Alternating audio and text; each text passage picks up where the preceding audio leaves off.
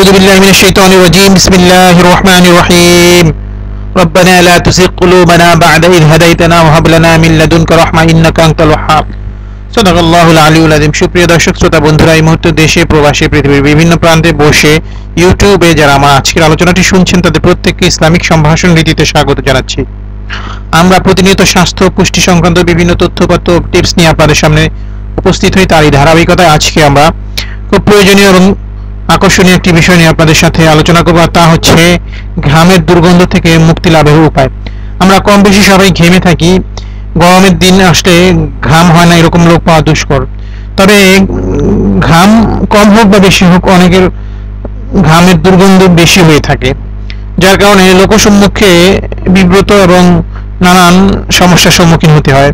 তো আজকে এমন কিছু টিপস শেয়ার করবো যার মাধ্যমে আপনারা ঘামের দুর্গন্ধজনিত যে সমস্যা আছে সেখান থেকে বেরিয়ে আসতে পারবেন। চলুন বিস্তারিত আলোচনা শোনা যাক। ঘামের এমন লোক খুঁজে পাওয়া দুষ্কর, বিশেষ করে গরমের দিন ঘাম একটা দুর্বিষহ অবস্থায় চলে যায়। এই ঘামের ফলে শরীরের সৃষ্টি হয় দুর্গন্ধ, আর শরীরের দুর্গন্ধটা খুবই অস্বস্তিকর এবং বিব্রতকর। সবারই শরীরে ঘাম উৎপন্ন হয়, তবে কিছু মানুষ আছেন যারা অতিরিক্ত ঘামেন। ব্যাকটেরিয়ার বংশবৃদ্ধি জনিত কারণে তাদের শরীরে অপ্রিয় ঘ্রাণের সৃষ্টি হয়, একে হাইপার হিড্রোসিস বলে। শরীরের দুর্গন্ধ আমাদের দৈনন্দিন জীবনের সমস্যা হলেও এটা খুবই স্পর্শকাতর একটা বিষয়। গ্রীষ্মকালের কথা চিন্তা করে এখন থেকেই অনেকে মনে মনে উদ্বিগ্ন হওয়া শুরু করেছেন, তবে কয়েকটি সাধারণ বিষয় মেনে চললেই এর থেকে পরিত্রাণ পাওয়া সম্ভব।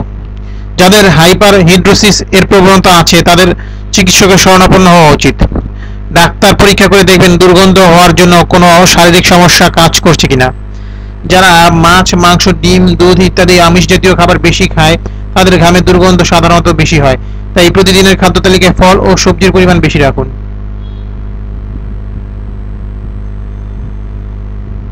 সুতি কাপড় থেকে দেহকে দুর্গন্ধমুক্ত রাখতে সাহায্য করে। গরমের সময় সিনথেটিক কাপড় এড়িয়ে চলুন। কাপড় চোপড় বিশেষ করে অন্তর্পাশ নিয়মিত বদলাতে হবে এবং ধুয়ে পড়তে হবে। নিয়মিত পরিচ্ছন্নতার দিকে নজর দিন। অবাঞ্ছিত লোম নিয়মিত পরিষ্কার করুন, এতে যেমন ঘাম নির্গমনের সময়কার অস্বস্তি দূর হবে, তেমনি ব্যাকটেরিয়া জন্মাতেও বাধা দেবে। প্রতিদিন গোসল করতে হবে। গোসলের পানিতে গোলাপ জল ব্যবহার করুন, এতে ঘামের পরিমাণ কমবে। মানসিক চাপ ধর্মগ্রন্থির স্বাভাবিক কার্যক্ষমতা ব্যাহত করে, তাই নিজেকে দুশ্চিন্তা মুক্ত রাখার চেষ্টা করতে হবে। পটাশিয়াম অ্যালাম নামের এক ধরনের লবণ তৈরি মিনারেল ডিওডোরেন্ট পাওয়া যায়, যা পানিতে ভিজিয়ে বগলের ডোলে লাগালে ভালো কাজ দেয়। প্রচুর পরিমাণে পানি পান করতে হবে। পানি আপনাকে দেহের ভেতর থেকে পরিষ্কার করবে, এর ফলে ত্বকের ভেতরে ও বাইরে ব্যাকটেরিয়াগুলো দূর হয়ে যাবে। বেকিং সোডা বহু বছর থেকেই বাজে গন্ধ দূর করতে সাহায্য করে এবং ব্যবহৃত হয়ে আসছে। গোসলের পর সামান্য বেকিং সোডা হাতে নিয়ে বগলে লাগালে দুর্গন্ধ আয়ত্তে রাখা যাবে।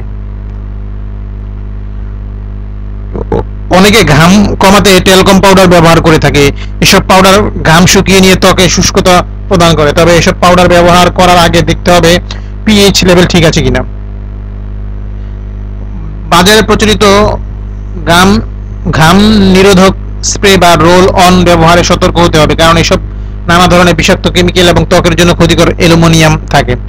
কোনো বডি স্প্রে বা ডিওডোরেন্ট ব্যবহারের পর যদি অ্যালার্জি, চুলকানি বা ফুসকুড়ি ওঠে তাহলে তার সাথে সাথে ব্যবহার বন্ধ করে দিতে হবে। ঘাম শরীরের জন্য উপকারী একটি জিনিস, কারণ ঘামের মাধ্যমে শরীর থেকে ক্ষতিকারক পদার্থগুলো বের হয়ে যায়। তাই ঘাম বন্ধ করতে চাওয়া মোটেই যুক্তিযুক্ত নয়। নিয়মিত পরিষ্কার পরিচ্ছন্নতাই পারে আপনার শরীরকে দুর্গন্ধ মুক্ত রাখতে। তো বন্ধুরা, যারা ঘামের দুর্গন্ধ জনিত সমস্যা ভুগছেন, আশা করি আজকের আলোচনাটি তাদের কিছুটা হলেও উপকারে আসবে। যদি ভালো লাগে তাহলে অবশ্যই লাইক করবেন আর চ্যানেলটি শেয়ার করে দিবেন, যাতে আরো অনেক ভাই এটা শুনে উপকৃত হয়। আমাদের চ্যানেলটি সাবস্ক্রাইব করবেন, তাহলে নিয়মিত আমাদের আপলোড করা ভিডিওগুলো, বিভিন্ন টিপসগুলো আপনারা পেয়ে যাবেন। কোনো মতামত থাকলে কমেন্ট সেকশনে জেনে আমাদেরকে লিখবেন। আপনাদের সার্বিক সহযোগিতা এবং সবসময় আমাদের পাশে থাকা আমরা সবসময় কামনা করি। আশা করি আমাদের সঙ্গে থাকবেন। আপনাদের সবার সুস্থ, সুন্দর, স্বাভাবিক জীবন কামনা করে বিদায় নিচ্ছি। আল্লাহ আমাদের ভালো রাখুন, সুস্থ রাখুন, সফলতার সাথে আমাদের জীবন পরিচালনা করার তৌফিক দান করুন এই প্রত্যাশায়। আসসালামু আলাইকুম ওয়া রাহমাতুল্লাহি ওয়া বারাকাতুহু। আল্লাহ হাফেজ।